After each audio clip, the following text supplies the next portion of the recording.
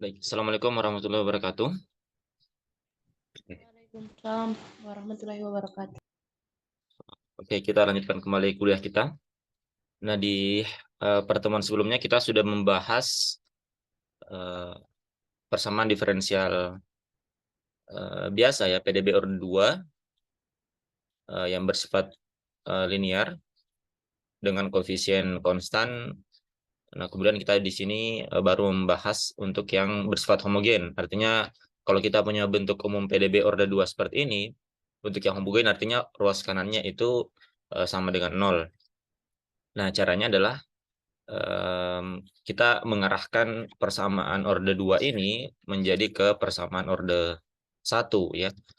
Sehingga kita bisa selesaikan dia dengan em, metode yang kita gunakan untuk menyelesaikan PDB orde 1 ya, yang sudah kita bahas di pertemuan-pertemuan sebelumnya. Nah, jadi kita membuat satu buah PDB orde 2 ini itu menjadi dua buah persamaan orde 1 yang kita kerjakan secara berurutan ya. Jadi PDB orde 2 kita pecah menjadi dua buah persamaan orde 1. Kemudian kita kerjakan secara berurutan di mana solusi dari persamaan orde 1 yang pertama yaitu yang ini kita dapatkan V itu kita jadikan input di PDB orde 1 yang kedua. Kemudian kita dapatkanlah solusi Y-nya ya. Nah, sehingga di sini kita dapatkan bentuk solusi umum dari PDB orde 2 linear dengan koefisien konstan yang homogen itu bentuknya seperti ini ya. Y sama dengan A, E berpangkat min A plus X ditambah B, E pangkat minus A minus X. Di mana A plus dan A minus ini merupakan akar-akar dari persamaan kuadrat yang dibentuk dari persamaan diferensial orde 2-nya ya. Dengan terlebih dahulu mendefinisikan suatu operator diferensial. Nah, kita sudah berikan contoh-contoh kasusnya. Nah, kemudian dari sini kita bisa mengklasifikasikan solusinya itu berdasarkan diskriminannya ya. Nah, karena kita tahu bahwa diskriminan itu adalah suku yang ada di bawah akar ya di sini, di mana dia bisa memiliki tiga jenis nilai yang mungkin. Apakah dia lebih besar daripada 0, sama dengan 0, atau kurang dari 0 ya. Nah, artinya kalau lebih dari 0, kita akan punya dua buah pasangan solusi yang real ya, seperti contoh-contoh yang sudah kita berikan di atas dengan solusi umum seperti di atas ya. Nah, kemudian ada kemungkinan kedua ketika suku di dalam diskriminan ini dia bernilai 0. Nah, artinya kita punya akar kembar ya. Akar-akarnya ada dua tapi sama ya. Jadi akarnya hanya satu saja. Kemudian yang ketiga, itu nilai diskriminannya kurang dari 0. Artinya akar-akarnya itu merupakan bilangan kompleks. Jadi ada suku realnya dan ada suku imajinernya nanti ya. Yang berasal dari suku di bawah akar. Nah, masing-masing perbedaan nilai diskriminan ini akan memberikan bentuk solusi yang berbeda ya. Walaupun dasarnya bentuk solusi umumnya seperti ini ya. Jadi kita bisa klasifikasikan sekarang untuk saya perbesar dulu.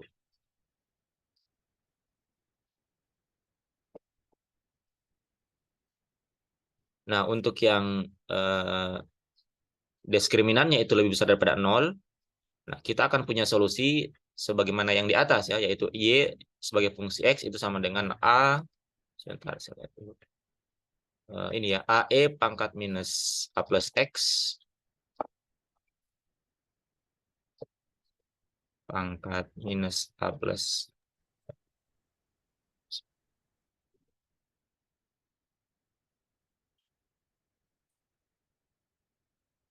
X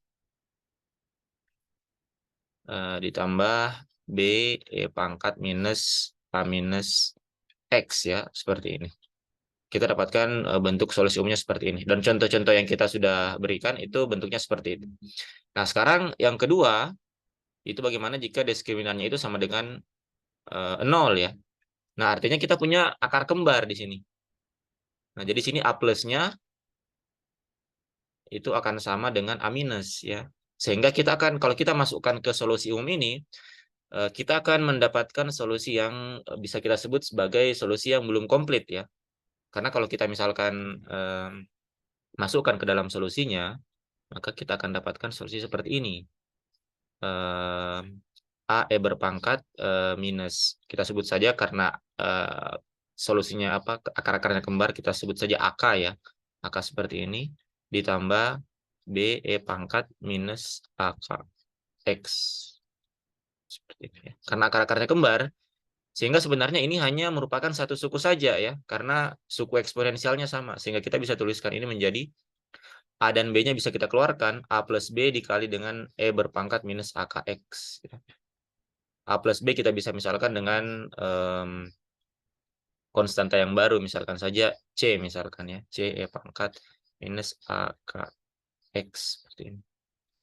Nah ini kita bisa mengatakan dia tidak komplit ya, karena dia hanya satu suku saja.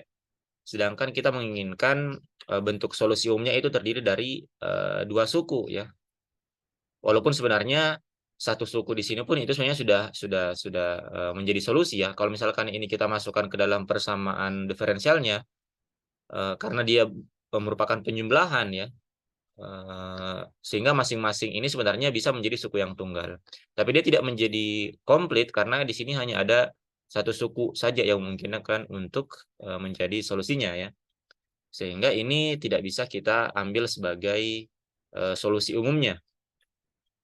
Ya, sehingga bagaimana caranya? Kita harus mengerjakan ulang dia ya.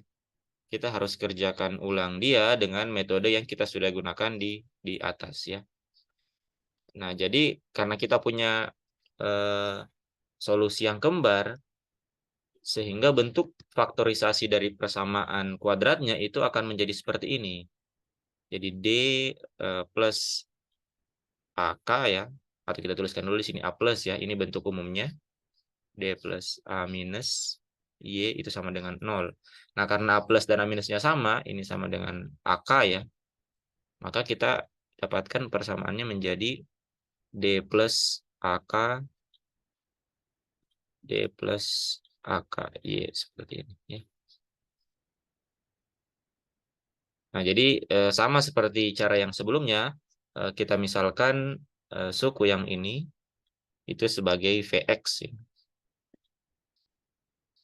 Nah, sehingga kita punya sekarang persamaan diferensial menjadi D plus AK dikali dengan Vx ini sama dengan 0 ya. Atau bisa kita sederhanakan menjadi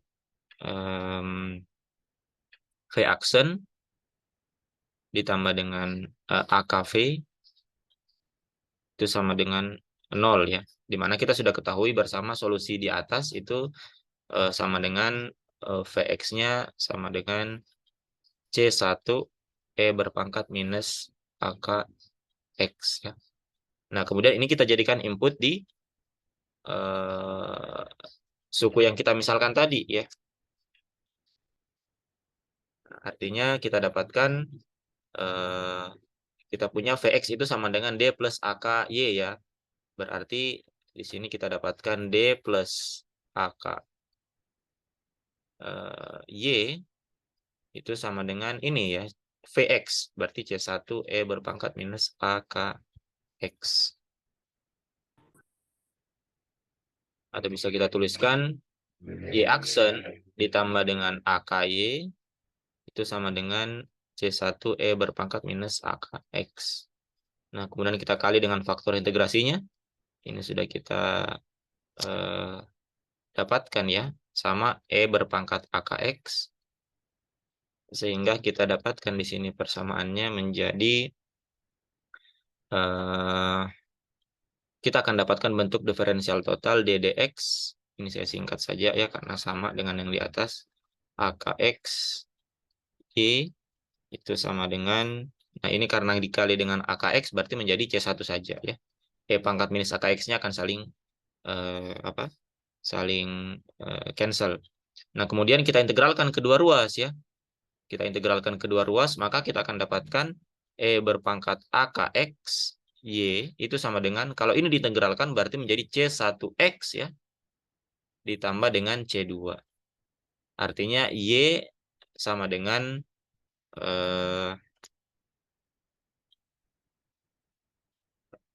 C1X ditambah dengan C2, sorry. Ya, betul, C2. Nah, dikali dengan E berpangkat minus AK X. Ya, seperti ini. Jadi perbedaannya di sini ya. Salah satu konstantanya itu dikali dengan X. Kalau yang di atas tadi kan dia tidak di sini ya. Kalau misalkan kita masukkan dia sebagai akar kembar, maka akan menjadi AE pangkat minus AKX. A plus B-nya akan menjadi konstanta yang baru. Sedangkan di sini tidak bisa ya, karena salah satu konstantanya itu merupakan dikalikan dengan fungsi X. Ya. Sehingga kita punya solusi umum untuk D sama dengan 0, Y-nya itu sama dengan YX sama dengan, kita bisa ganti saja di sini C1 dan C2-nya dengan A dan B ya. Jadi A plus BX dikali dengan E berpangkat minus AKX. Nah, jadi bentuk solusinya agak sedikit berbeda ya, karena salah satu konstantanya dikalikan dengan X. Nah, tapi sebenarnya kalau kita ini bongkar ya, masing-masing sukunya itu bisa menjadi solusi tunggal untuk persamaan diferensialnya. Ya, bergantung nanti syarat awal atau syarat batas yang diberikan ya. Nah, contoh saja misalkan kita punya persamaan kuadrat ya, persamaan orde 2. Seperti ini misalkan kita punya Y double aksen ditambah 4Y aksen ditambah 4Y ini sama dengan 0. Ini kalau kita faktorkan kan dia akan punya akar-akar yang sama ya. D plus 2, kemudian di sini juga D plus 2 ya. Artinya A plus A plus ini sama dengan Y sama dengan 0 ya. Artinya di sini kita dapatkan A plus-nya itu sama dengan A minus, itu sama dengan 2 ya, sama dengan 2. Artinya kalau misalkan kita langsung masukkan solusi umum yang di atas, yang di awal tadi, maka dia akan menjadi solusinya menjadi Y X sama dengan A dikali E berpangkat minus 2X ditambah B E pangkat minus 2X ya. Nah, ini sebenarnya sama, setara ya, antara suku 1 dan suku 2. Sehingga kita tidak bisa gunakan ini ya. Solusinya bukan yang ini. Walaupun solusinya benar ya. Solusinya tidak salah tapi dia tidak komplit. Karena suku 1 dan suku 2 sama. Sehingga sebenarnya tidak perlu kita tuliskan dalam bentuk dua suku. Sehingga kita harus gunakan solusi yang ini ya. Berarti solusinya adalah YX itu sama dengan A ditambah BX dikali dengan E berpangkat minus 2X. Ya. Nah, ini solusinya.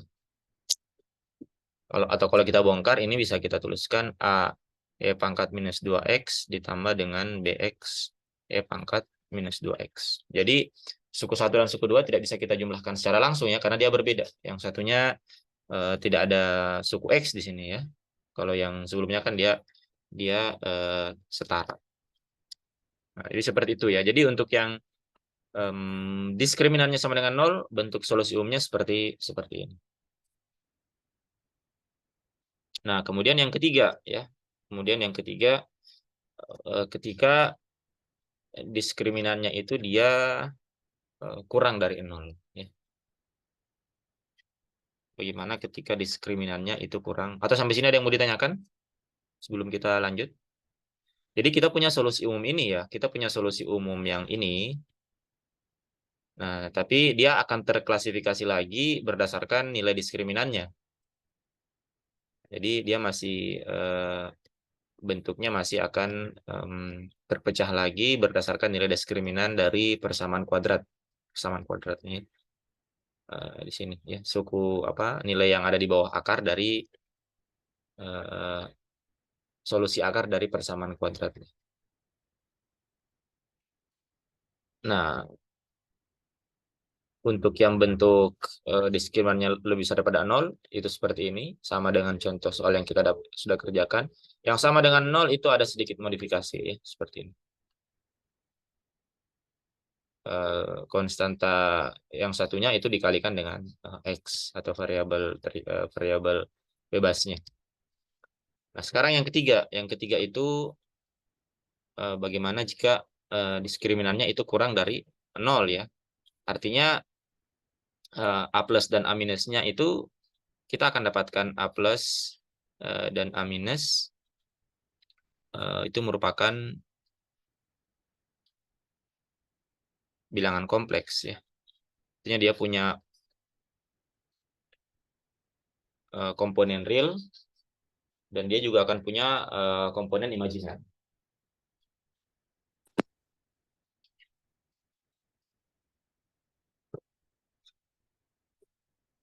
Saya kira sudah pernah dibahas bilangan kompleksnya di bab sebelumnya. Jadi nanti akan ada sifat-sifat dari bilangan kompleks yang akan kita gunakan ya. Nah, jadi kita tuliskan kembali solusinya yaitu adalah eh, kita tuliskan kembali yang mana? Hmm, ini ya, ini kita pindahkan saja. Ini kita tuliskan, kita punya solusi akarnya yaitu A plus minus itu sama dengan min A12/2 plus minus akar A12 per 4 dikurang A02.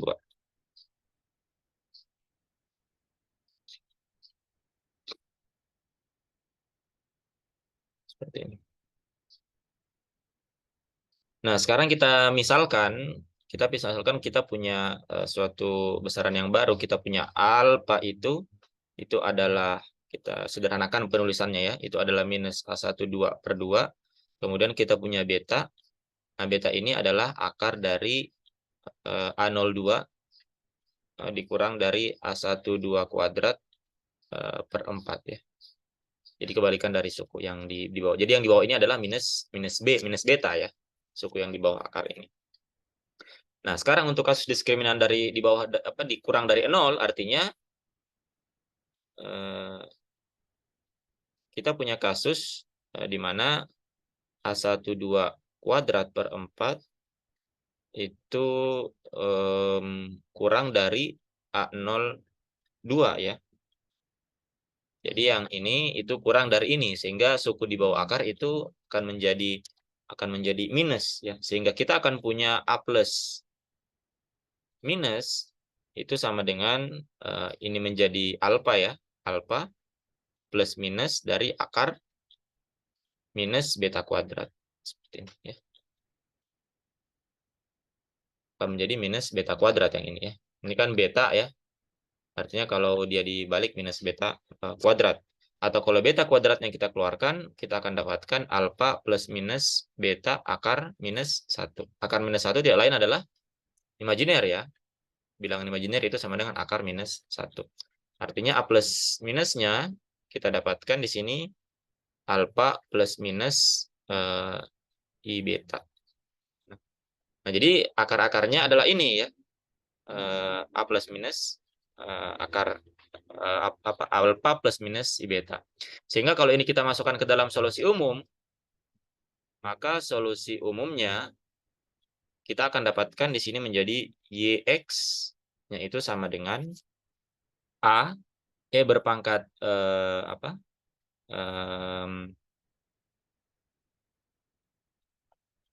Minus A, sebentar.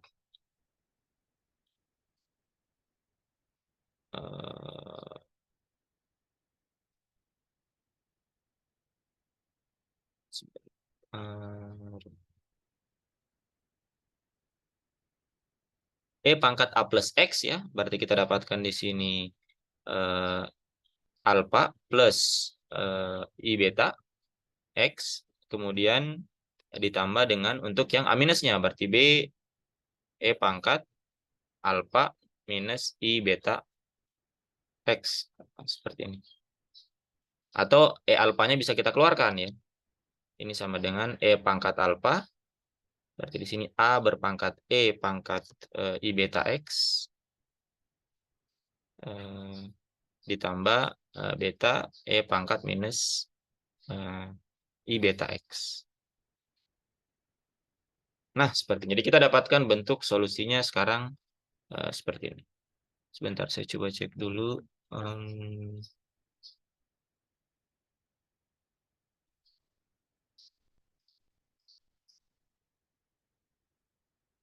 Sebentar.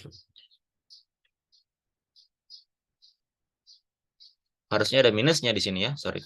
Di sini harus ada, sebentar. Kita lihat bentuk solusi umumnya. Ini minus alfa. Oke, minus alfa plus. Ini minus minus. Oke, berarti harus ada minusnya di sini ya. Sebentar, kita lihat dulu.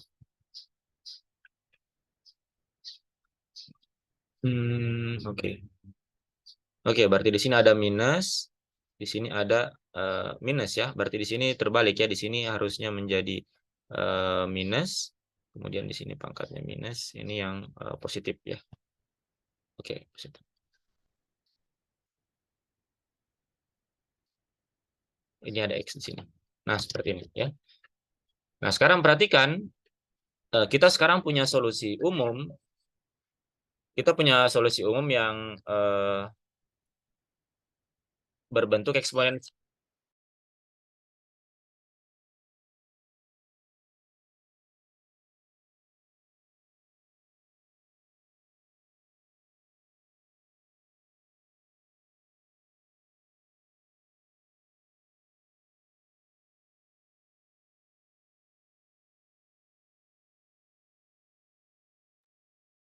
Nah, jadi sekarang kita punya bentuk solusi berbentuk eksponensial ya, suku yang di dalam kurung siku ini. Nah, di sini kita menggunakan salah satu sifat dari eh, apa? Pangkat eh, bentuk eksponensial imajiner ya. Eksponensial kompleks yang disebut sebagai relasi atau hubungan Euler ya. Di mana suku eksponensial kompleks ini itu bisa dinyatakan dalam fungsi trigonometri ya. Sekarang saya mau coba tanya apakah masih eh, mengingat. Misalkan kita punya eksponensial plus minus I beta X, maka ini bisa dinyatakan dalam bentuk fungsi trigonometri. Ada yang bisa bantu saya? Suku eksponensial ini kalau dijabarkan dalam trigonometri, kita bisa tuliskan dalam bentuk seperti apa?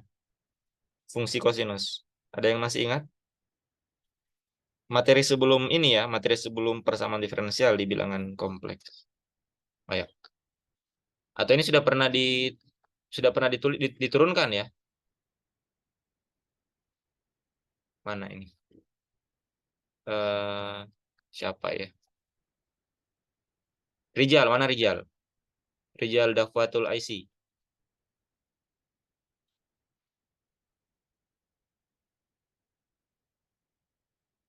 Mana Rijal?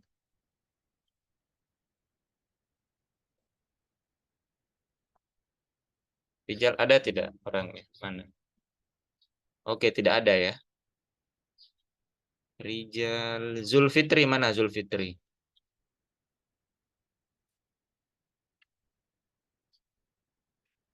Zulfitri mana Zulfitri? Rijal sama Zulfitri mana? Oke,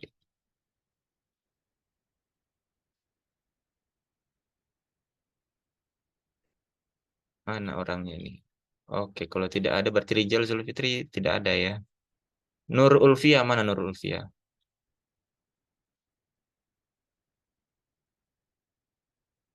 Suara saya kedengaran ya?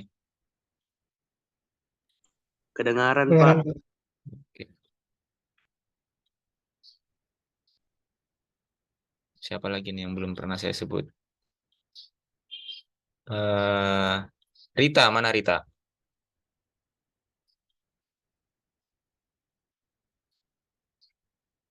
Rita H02. Mana nih Rita? Nah, Rita, ada ya Rita ya.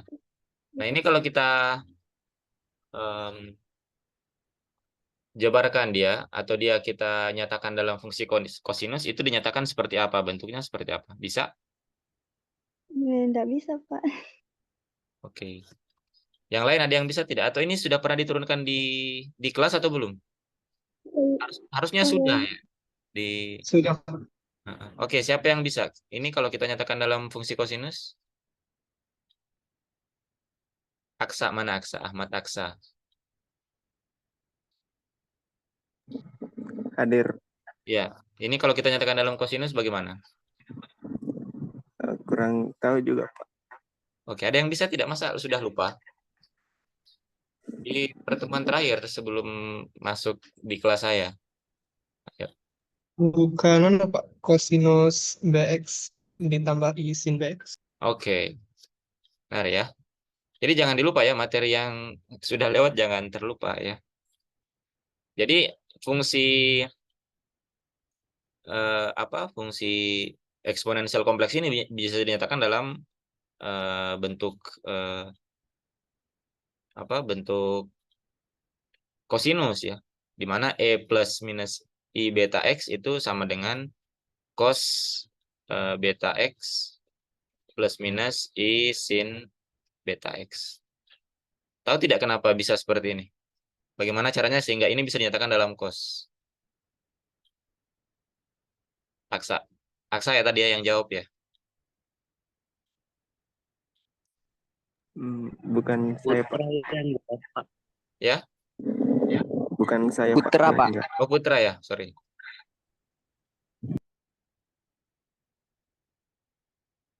Kenapa dia bisa cos, kenapa dia bisa sin? Padahal ini dari eksponensial. Metodenya seperti apa? Kita review sedikit ya materi di bilangan kompleks. Ayo. Kenapa tiba-tiba dari eksponensial bisa jadi cos beta x plus i sin beta x? Ayo, ada yang bisa?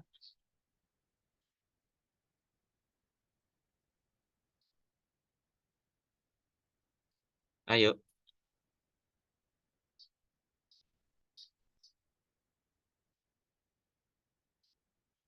Lupa? Atau langsung waktu di kelas hanya diberikan saja tapi tidak diturunkan? Hanya diberikan saya dulu Pak. Ya? Hanya diberikan yang dulu. Hanya diberikan ya bahwa eksponensial seperti ini dinyatakan seperti ini. Ya. Oke, kalau begitu saya harus jelaskan ya, karena jangan sampai kita hanya menghafal saja ya. Tidak apa kita review sedikit ya. Nah, jadi supaya kalian tahu ya, jangan sampai kasusnya seperti tadi ketika kita kalau kita hanya menghafal, ketika sudah lewat beberapa lama, ketika kita coba mengingat kembali akan lupa ya, karena kita menghafal kenapa ini bisa menjadi seperti ini ya. Jadi harus kita pahami kenapa dan itu keharusan ya, jangan sampai kita em, tidak tahu dasarnya kenapa bisa seperti itu. Jadi tidak hanya langsung kita ambil saja seperti ini, hanya diberikan seperti ini, kita harus tahu. Kalaupun misalkan di kelas kita tidak berikan, maka tugas kita ya, kita harus secara mandiri mencari atau setidaknya kita menimbulkan pertanyaan dalam diri kita kenapa bisa seperti itu ya. Karena seperti itulah ilmu pengetahuan ya. Kenapa ada ilmu pengetahuan? Karena ada rasa ingin tahu ya. Kenapa bisa seperti itu? Kenapa ada fisika? Karena ada fenomena alam yang tidak bisa dijelaskan. Sehingga kita bertanya, kenapa bisa seperti itu? Ya, misalnya kenapa pesawat bisa terbang? Padahal berat ya. Kenapa bisa? Oh, karena ada gaya angkat yang diakibatkan oleh misalkan sayapnya ya. Atau misalkan kenapa eh, apa eh, seperti contoh kasus yang pernah kita ambil di pertemuan-pertemuan awal, kenapa kalau kita terjun payung ada parasut itu kita kecepatannya bisa menurun ya karena ada gaya gesek udara dan sebagainya ya. Jadi kita harus menimbulkan hal-hal seperti itu ya. Rasa ingin tahu di dalam diri kita harus kita munculkan supaya eh, memunculkan ilmu-ilmu yang baru ya, pengetahuan-pengetahuan yang baru. Misalkan contoh sederhana yang ini ya, kita diberikan eksponensial kompleks seperti ini dinyatakan dalam trigonometri, tapi kita tidak tahu kok bisa seperti ini ya. Nah, itulah tugas kita untuk mencari tahu. Kita bertanya kepada orang lain, kepada orang yang mungkin lebih duluan tahu, atau kita mencari referensi sendiri ya, seperti itu ya. Jadi harus seperti itu. Nah, ini sebenarnya bagaimana caranya saya review sedikit ya ke bilangan kompleks kita sebelum kita lanjutkan ya.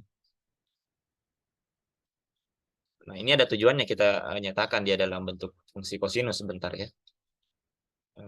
dan akan menjawab salah satu contoh kasus persamaan diferensial yang ada di awal-awal kuliah kita.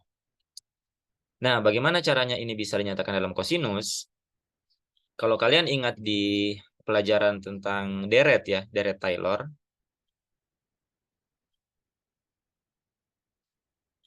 Nah, itu fungsi ini itu bisa kita ekspansikan ya. Jadi fungsi eksponensial ini misalkan kita punya fungsi eksponensial IX, kita sederhanakan saja ya. Misalkan kita punya seperti ini ya. Berpangkat IX, ini kita ekspansikan ya. Dalam bentuk deret Taylor. Atau Taylor-Maclaurin ya. Kalian bisa coba review lagi, kembali lagi, jauh lagi ke belakang ke materi tentang deret. Ini kalau kita ekspansikan dengan deret, kalian bisa lihat formulanya ya. Saya kira ini sudah diberikan dan diturunkan. Seharusnya juga sudah diturunkan. Saya tidak akan bahas terlalu jauh sampai ke situ. Jadi kalau kita ini jabarkan dalam bentuk deret Taylor, kita akan dapatkan EIX itu sama dengan 1 ditambah IX ditambah IX kuadrat per 2 faktorial ditambah IX pangkat 3 per 3 faktorial ditambah IX pangkat 4 faktorial ya, ditambah IX pangkat 5 faktorial dan seterusnya ya. Jadi kalau kita punya fungsi fx, kita punya fungsi fx, kita ekspansikan untuk di sekitar x sama dengan 0. Itu kita sebut sebagai deret Taylor-Maclaurin ya. Jadi kita punya fx fx itu sama dengan fx0 ditambah f aksen, atau saya tuliskan saja ya. Kalian bisa cek di materi tentang deret. Kita punya fx, maka ini kalau kita ekspansikan di titik x0, ini sama dengan fx f0 ya, kemudian ditambah dengan x dikali dengan dfx per dx ya, ini ada faktorialnya ya, x per n faktorial. Sebentar, ini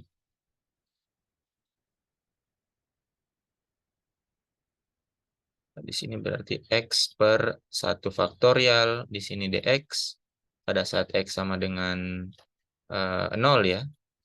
Kemudian ditambah dengan x kuadrat per 2 faktorial dikali dengan d kuadrat f dx kuadrat pada saat x sama dengan 0 dan seterusnya ya. Nah, ini disebut sebagai deret Taylor-Maclaurin ya. Jadi kita mengekspansikan fungsinya di x sama dengan 0. Nah, kita akan dapatkan bentuk deret seperti ini ya. Sehingga kalau kita ini jabarkan, ini kita akan dapatkan menjadi 1 ditambah IX. Ini akan menjadi IX kuadrat, artinya menjadi minus ya, minus X kuadrat per 2 faktorial.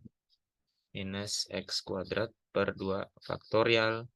Kemudian di sini ini menjadi minus ya, minus I, masih ada I-nya karena I-nya ada 3, I kali I minus I, minus 1 dikali dengan I ya, berarti minus I X pangkat 3 per 3 faktorial, kemudian ditambah X pangkat 4 per 4 faktorial, kemudian ditambah I X pangkat 5 per 5 faktorial, dan seterusnya.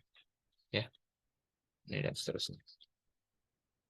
Nah, setelah kita dapatkan seperti ini, kita kelompokkan yang mana yang punya suku I dan yang mana yang tidak punya suku tidak punya bilangan imajiner, yang mana yang punya bilangan imajiner. Jadi yang satu jadi suku yang ini, suku yang ini, suku yang ini. Kita kelompokkan, yang ini juga kita kelompokkan, yang punya I ya, ini, dan ini kita kelompokkan. Nah, ini berarti akan kita dapatkan sama dengan 1 dikurang X kuadrat per 2 faktorial, kemudian ditambah X pangkat 4 per 4 faktorial, ya, dan seterusnya.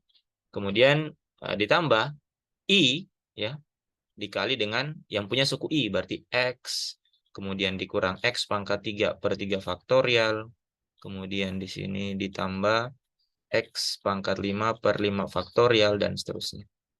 Ya. Nah, perhatikan bahwa suku yang ini itu tidak lain adalah deret Taylor dari cos X ya. Kalau cos X kalian jabarkan ya, mengikuti formula yang ini dan seterusnya. Itu tidak lain suku ini adalah formula dari cos X, sedangkan yang ini adalah sin X. Sehingga kita dapatkan E pangkat IX itu tidak lain adalah cos X ditambah dengan I sin X. Ya. Oke, saya kira untuk sesi pertama cukup sampai di sini. Kita break sebentar, kemudian kita akan lanjutkan di sesi yang kedua ya. Jadi saya tutup dulu. Assalamualaikum warahmatullahi wabarakatuh.